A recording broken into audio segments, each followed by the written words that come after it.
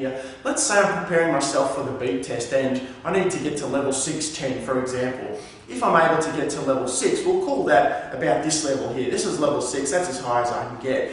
And as I'm doing my practice and I'm doing the beep test, obviously as I get closer and closer to what my maximum is, at, let's call it level 6 up here, my heart rate's increasing, the intensity is increasing. And generally what most people do is as soon as they get to that point that's their maximum, their heart rate's very, very high, and so what they tend to do is they've hit the wall, they're a bit buggered, so they need to now slow back down and they stop that particular activity. Of course, as you do that, your heart rate reduces back to a more comfortable level. If we look at it like this for a second, if we were only ever to go to about 90%, let me try and move that over here so you can see a bit better. If I was to work up to about 90% of my capacity, I'm able to reach this level here, but I'm only working up to about 90% of that maximum. I get a little bit tired and I decide I'm feeling a bit lazy today, so I'll drop back down and I'll call it quits there for now.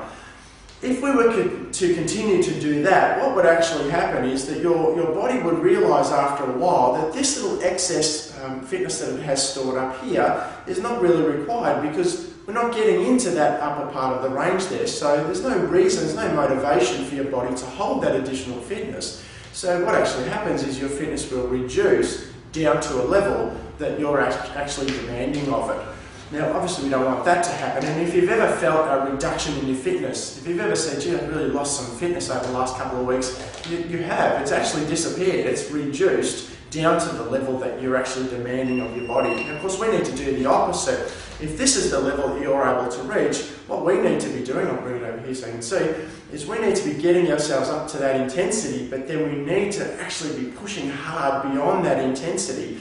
And that sort of knocking on the ceiling, if you like, will actually cause your body to adapt and increase its fitness in order to make that intensity more easy to cope with. And it's really just a case of getting to your maximum and then trying to hang on for a little bit longer.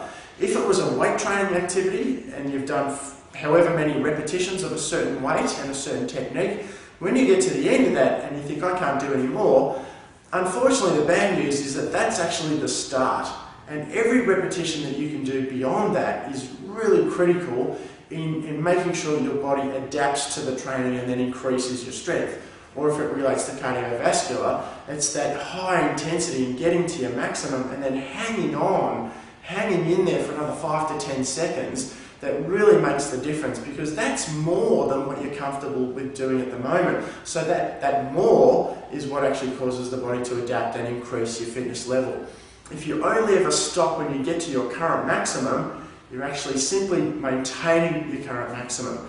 So in order for it to increase, you've got to think of it as being the start, not the finish when you reach your maximum. And I know it's hard work, been there, done that, it is hard, but you've got to push beyond that. And if you do push beyond that, your body will adapt and it will increase its fitness level to make what you're doing easier to cope with.